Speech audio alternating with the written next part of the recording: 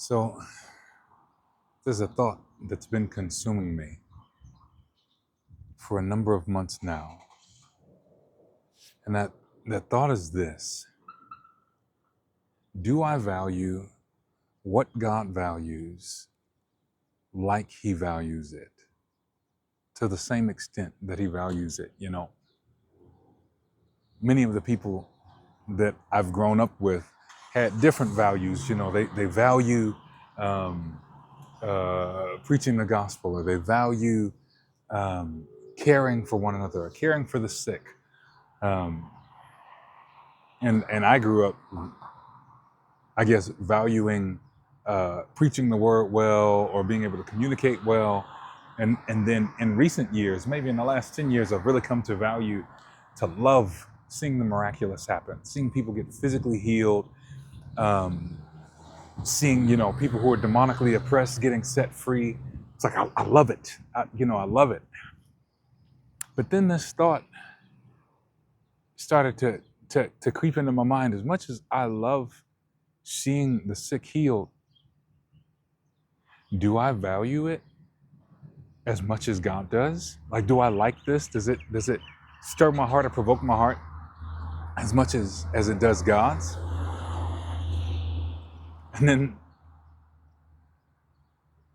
it feels like the obvious answer is yes. You're provoked frequently to just concede and say, yeah, maybe I don't think I value it, the same way God does. But this question and examining myself, or making space for my heart to be examined in the presence of the Lord, like concerning this question actually shifted over to wealth and provision, and leaving an inheritance to my children. And I asked the question, like, okay, God, do I value this like you do, in the same manner that you do? And again, I had to concede, no, I don't think that I do. And so that's led me, in part, perhaps, to starting this channel, because I think we've allowed business and wealth to kind of be swept up by the domain of those who might not love the Father in the same manner that the bride of Christ is meant to, right? And so anytime that we abdicate, anytime that we become passive and silent about something that we should have influence over, then we can't complain or even be upset about the fruit or the results that come from it, right? I've got a lot of friends who have things to say about the state of the world, or the way that business owners run their businesses, or different things like that. And that's like, well, how come you haven't started your business? Or how come you haven't created the thing that you're desiring to build? And I really feel stirred that if you aren't on the field, at least trying and failing,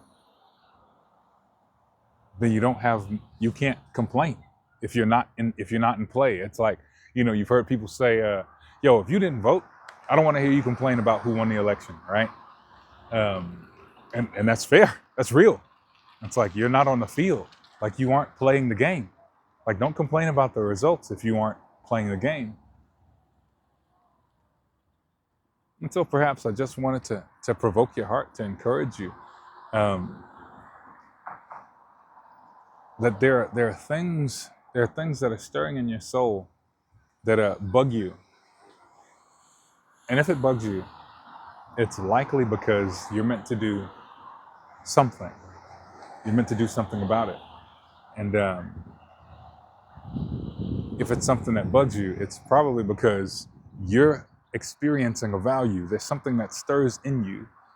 There's something that stirs in you that either brings joy to the heart of the Father, grieves the heart of the Father, that you're supposed to do something about. And so, yeah, Let's get in the game. Bless you.